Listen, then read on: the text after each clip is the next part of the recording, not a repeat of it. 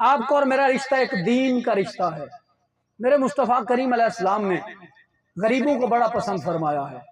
ہمارے ہاں تو امیروں سے تعلق، امیروں سے یاری، امیروں سے دوستی کو پسند کیا جاتا ہے، ہونی چاہیے، میں بھی قائل ہوں اس کا، مگر جو غریب کے ساتھ سلوک ہوتا ہے میں اس کا قائل نہیں ہوں۔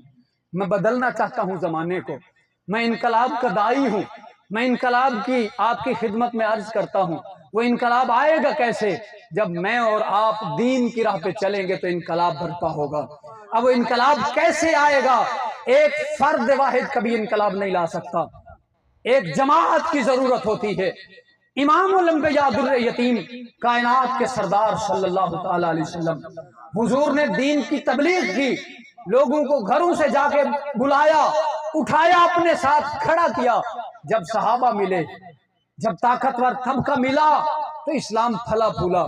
ایک دن میرے حضور جانے کائنات، ابتدائی اسلام کی بات ہے، حضور تشریف فرما تھے، حضور نے اعلان نبوت فرما دیا تھا، فرمایا کہ کون ہے جو اللہ کے پسندیدہ دین کی حمایت کرتا ہے؟ اب یہ پہلا اعلان تھا، سنیں گے آپ لوگ، اور پھر ہم اپنے ایمان کے اوپر تھوڑا سا ترازو لا کے دیکھیں گے۔ ہم الیکشن میں دیکھتے ہیں کہ کس کے کتنے ووٹ ہیں۔ میں پچھلے الیکشن میں دیکھ رہا تھا، ہر ڈیرے پہ یہی بات تھی، وہ فلاں کے اتنے ووٹ ہیں، فلاں کے اتنے ووٹ ہیں، فلاں کے اتنے ووٹ ہیں۔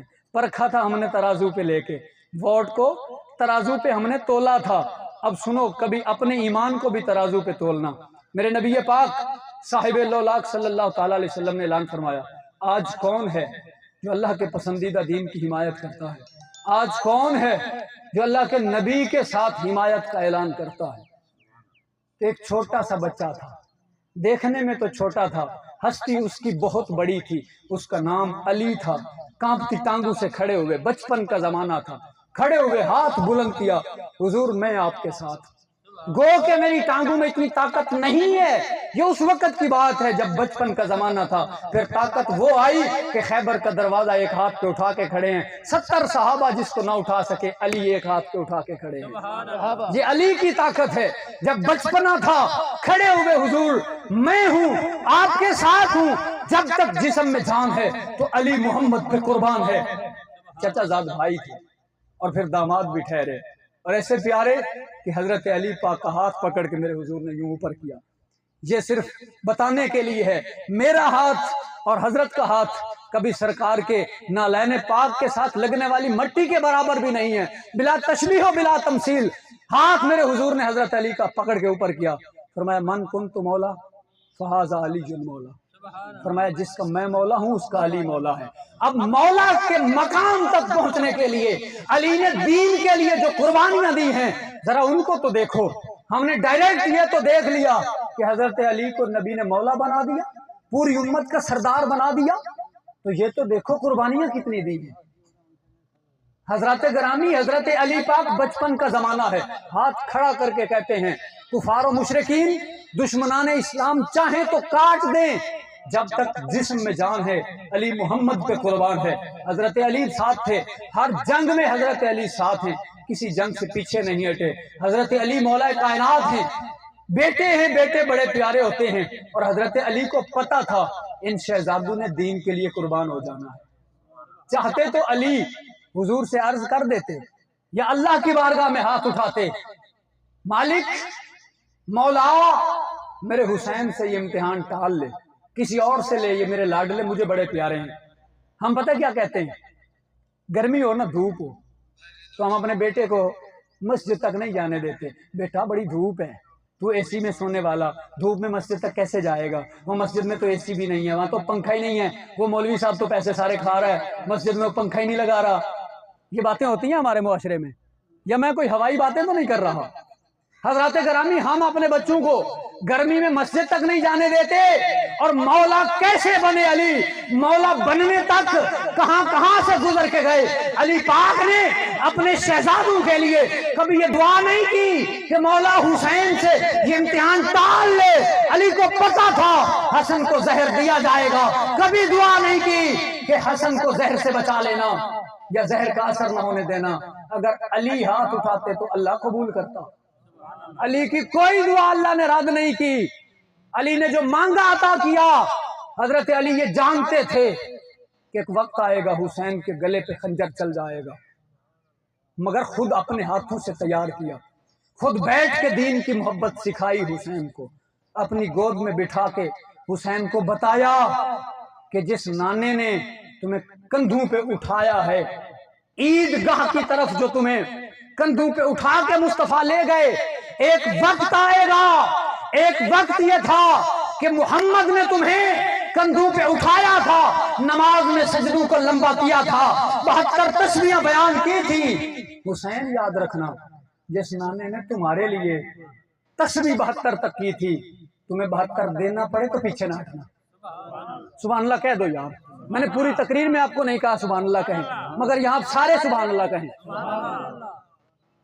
علی پاک خود تیار کر رہے ہیں کہ حسین یاد کر وہ وقت جب عرب کے امراء اپنی سواریوں پہ، اپنے اونٹوں پہ، اپنے گھوڑوں پہ اپنے بچوں کو نئے کپڑے پہنا کے عید کے لیے جا رہے تھے۔ حسین تم پیدل جا رہے تھے اپنے نانے کی انگلیاں پکڑ کے عیدگاہ کی طرف، تو تم نے جب دیکھا تھا امیروں کے بچوں کو، ان کے لباس نئے تھے، ان کی سواریاں اچھی تھی، تو آپ نے کہا تھا نانا بابا یہ بچے سواریوں پہ عید پڑھنے جا رہے ہیں، نئے کپڑے پہن کے عید پڑھنے جا رہے ہیں۔ یا رسول اللہ ہم تو کائنات کے سردار کے گھر میں پیدا ہوئے ہیں، ہمارے پاس نہ سواریاں نہ نیا لباس، اور وہاں سے مصطفیٰ ہٹ پڑے تھے، عید پڑھانے نہیں گئے، واپس آ گئے، گھر آئے، شہزادی سے کہا انہیں نیا لباس پہناؤ، اب شہزادی نے ہاتھ اٹھائے تو اللہ نے جنت سے جوڑے بھیج دیے۔ حسین یہ وقت یاد رکھنا جب جنت سے جوڑے تمہارے لیے منگوائے تھے، جو جبرائیل تمہارا خادم بن کے جوڑے لایا تھا جنت سے، اسے پھر یہ وقت یاد کروانا، جبرائیل سن لے ہمارے لیے جنت سے تو جوڑے لایا تھا، آج یہ جوان اٹھا کے ان کا خون لے جانا خدا کی بارگاہ میں پیش کر، پھر کربلا میں یہ ثابت کرنا جبرائیل جو جوڑے جنت سے لایا تھا انہی ہاتھوں سے آج ان کا خون لے جانا رب کی بارگاہ میں پیش کر دے۔ حسین کو تیار کیا کہ حسین لباس تو تمہارا جنت سے آ گیا تھا، اور پھر تم نے کہا یا رسول اللہ امیروں کے بچے سواریوں پہ ہم پیدل جائیں، تو میرے مصطفیٰ کریم بیٹھ گئے، کہا شہزادیوں ایک اس کندھے پہ بیٹھ جاؤ، اس مہر نبوت پہ، نبوت کا بھار، نبوت کے شانے، اور حسن و حسین اوپر بیٹھے گئے۔ سبحان اللہ، نعرہ تکبیر، نعرہ رسالت، نعرہ خلافت، نعرہ حیدری، نعرہ ختم نبوت۔ تو یہ آپ لوگوں کی اب علی پاک خود تیار کر رہے ہیں کہ حسین وہ وقت نہ بھولنا جب نبوت نیچے تھی، حسن و حسین اوپر تھے، یہ وقت پھر یاد رکھنا۔ میرے مصطفیٰ کریم نے کندھوں پہ اٹھایا، عید کا دن ہے، اب سرکار جا رہے ہیں، شہزادوں نے پھر کہا یا رسول اللہ اب وہ امیروں کے بچوں نے تو اپنی سواریوں کی مہاریں پکڑی ہوئی ہیں، ہمارے ہاتھ میں مہاریں تو نہیں ہیں، ہماری سواری کی مہاریں جو نہیں ہیں، رسیاں نہیں ہیں، مہاریں نہیں ہیں۔ حضور نے اپنی زلف واللیل، کنڈل تھے زلفیں مصطفیٰ کی جن کی قسم اللہ قرآن میں کھاتا ہے، ان زلفوں کو میرے مصطفیٰ نے پکڑا، کہا حسن تو یہاں سے پکڑ لے، حسین تو یہاں سے پکڑ لے، سن لو میرے حضور نے اپنی زلفیں حسن و حسین کے ہاتھوں میں دی، کہا یہ مہارے ہیں، اور ڈھلک کے میرے مصطفیٰ چل رہے تھے اور کہہ رہے تھے حسن و حسین دیکھو ذرا تمہاری سواری کیسی ہے۔ اب شہزادے حسین اور حسن میرے مصطفیٰ کے کاندھوں پہ ہیں، ایک صحابی پاس سے گزرے، کہتے ہیں حسن و حسین تمہاری سواری کتنی پیاری ہے، تمہاری سواری کتنی پیاری ہے، تو میرے مصطفیٰ نے فرمایا میرے غلام سواری کتنی پیاری ہے یہ تو دیکھ سوار کتنے پیارے ہیں۔ یار حسین کے لیے تو سبحان اللہ کہہ دو یار، یہ تو دیکھ سوار کتنے پیارے ہیں۔ حسین یہ یاد رکھنا، یہ مصطفیٰ نے جو واللیل کی زلفیں جن کی قسمیں اللہ قرآن میں کھاتا ہے، یہ زلف واللیل جو تمہارے ہاتھوں میں مہاریں بنا کے دی تھی نا، یہ اس کے دین کی پھر لاج رکھنا۔ پھر یہ وقت آیا کہ علی نے جو تیار کیا تھا نا شہزادوں کو، یہ تیار کیا علی نے، اندر اور باہر سے خالص تھے مصطفیٰ کے لیے، تو پھر حضور نے فرمایا من کنت مولا فہذا علی المولا، جس کا میں مولا ہوں اس کا علی مولا ہے۔ اب حسن و حسین نے کس طرح قربانیاں پھر پیش کی، آپ کربلا کے میدان کو دیکھیں۔ میرا وقت شاید کہ ختم ہو چکا ہے، حضرات توجہ کیجئے گا۔ میرے مصطفیٰ کریم علیہ السلام کے شہزادوں نے جس طرح تاریخ رقم کی ہے اسلام کے اندر، اس طرح کا باب کہیں اور آپ کو نظر نہیں آئے گا۔ اسلام کے جو مہینے ان کی ابتدا بھی قربانی سے ہوتی ہے اور انتہا بھی قربانی سے ہوتی ہے۔ یہ محرم آنے والا ہے، 2-3 دنوں کے بعد ایک چاند طلوع ہونے والا ہے جو سرخی کا پیغام لے کے آئے گا، جو ایک خون کی بہتی ندیوں کا پیغام لے کے آئے گا۔ حضرات صرف کربلا کو نہ دیکھنا، پیغام کربلا کو بھی دیکھنا۔ جہاں کوئی حضرت، کوئی ذاکر، کوئی عالم، کوئی مولوی آپ کو کربلا سنا رہا ہو، پرچی لکھ کے بھیج دینا، ہمیں پیغام حسین بھی سناؤ، پیغام کربلا بھی سناؤ۔ صرف کربلا سن کے ساری زندگی تم صرف افسوس کر سکتے ہو کہ حسین کے ساتھ کس طرح کلمہ پڑھنے والوں نے ظلم کیا۔ اور یہ جملہ میں نے جو بولا ہے، میں نے یہ تیش میں نہیں بولا، میں نے کتابوں سے پڑھا ہوا جملہ بولا ہے، نبی کے فرامین سے دیکھ کے میں نے جملہ بولا ہے کہ حسین کو کلمہ پڑھنے والوں نے ذبح کیا تھا۔ لوگوں، آپ کی عمر 50 سال، 30 سال، 20 سال، 70 سال ہو چکی، آپ 70 سالوں میں 70 مرتبہ کربلا کا پیغام سن چکے ہیں۔ آپ نے صرف کربلا سنی ہوگی، پیغام کربلا اگر سنا ہوتا تو کسی کی زمین پہ قابض نہ ہوتے۔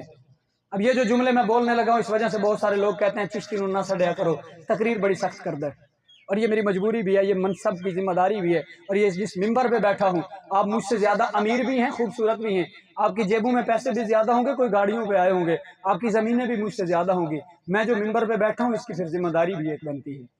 امام حسین علیہ السلام نے کربلا میں جو کنبہ ذبح کروایا ہے، پوری زندگی کربلا سن کے افسوس کرتے تو گزر گئی، اگر ہم نے پیغام کربلا کو سنا ہوتا تو آج ہم بے نمازی نہ ہوتے۔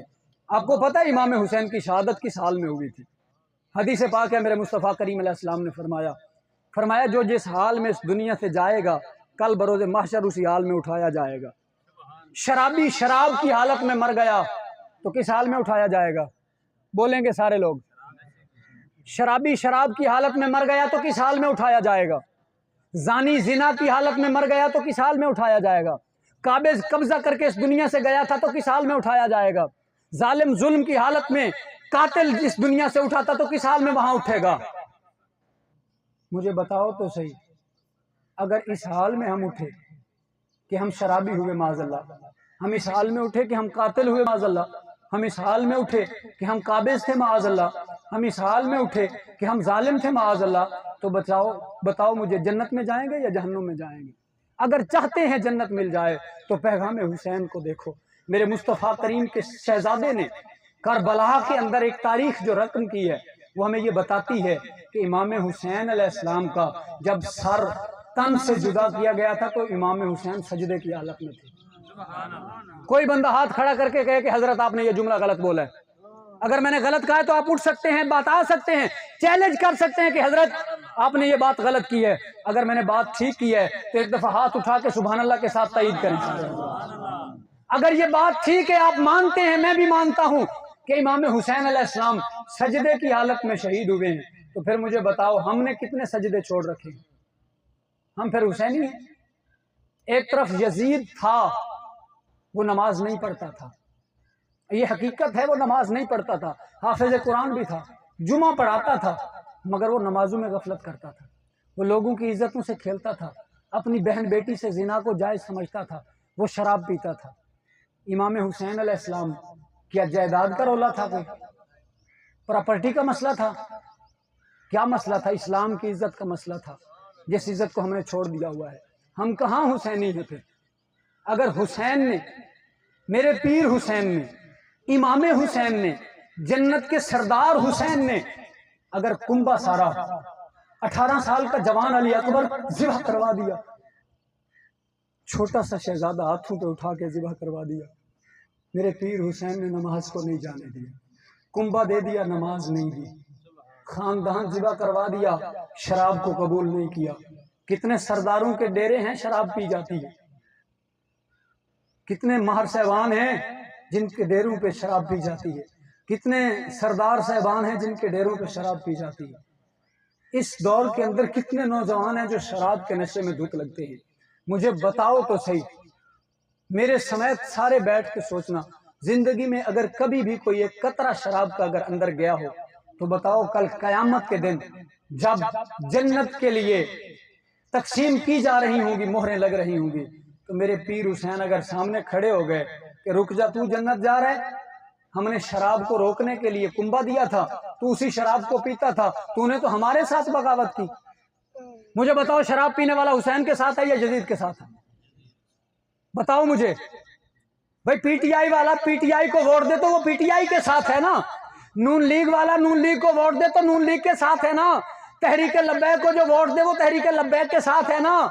تو مجھے بتاؤ جو کام یزید والے کرے وہ کہے میں حسینی ہوں، جھوٹ بول رہا ہے یا نہیں بول رہا؟ کافر تو نہ ہو گئے؟ حضرات گرامی، یہ درد دل ہے جو میں نے آپ کے سامنے رکھا ہے۔ اگر آپ حسینی ہیں، اگر میں حسینی ہوں، تو پھر ہمیں یہ چاہیے کہ ہم کردار بھی امام حسین والا اپنائیں۔ یہ محرم آ رہا ہے، یہ شیعہ کا یا سنی کا سمجھ کے محرم نہیں گزارنا، یہ حسین کا سمجھ کے گزارنا۔ کبھی فتوے نہ لگانا کسی کے اوپر۔ یہ محبت بھرا پیغام میرا نیٹ پہ بھی جائے گا، کہیں تک جائے گا، سن لو۔ ہم مسلمان ہیں، ہم اسلام کے ایک جھنڈے کے نیچے ہیں۔ اسلام ہمیں محبت کا درس دیتا ہے۔ جہاں تک اسلام نے جو اجازت دی ہے وہ آپ سارا کچھ کریں اور مل کے کریں، مسلمان بن کے کریں، اسلام کے دامن میں وابستہ ہو کے کریں۔ کبھی بھی فرقہ واریت کی آڑ میں اس محرم کو اس طرح نہ گزاریں۔ کتنے طبقات ایسے ہیں جو محرم کے اندر اہل بیت کا ذکر ہی نہیں کرتے کہ کہیں ہم شیعہ نہ کہلوائیں۔ کیا حسین شیعوں کے تھے؟ حسین مسلمانوں کے امام تھے۔ حسین مسلمانوں کے امام تھے۔ حسین جنتیوں کے امام ہیں۔ مجھے بتاؤ جنت میں مسلمان جائیں گے نا، تو جو جنت جانا چاہتا ہے ضروری ہے حسین کو ماننا پڑے گا، ضروری ہے حسین کے قدموں میں آنا پڑے گا۔ جنت جانے کے لیے ضروری ہے حسین سے پیار کرنا پڑے گا۔ حضرات گرامی، یہ پیغام تھا، یہ میری محبت کے جملے تھے۔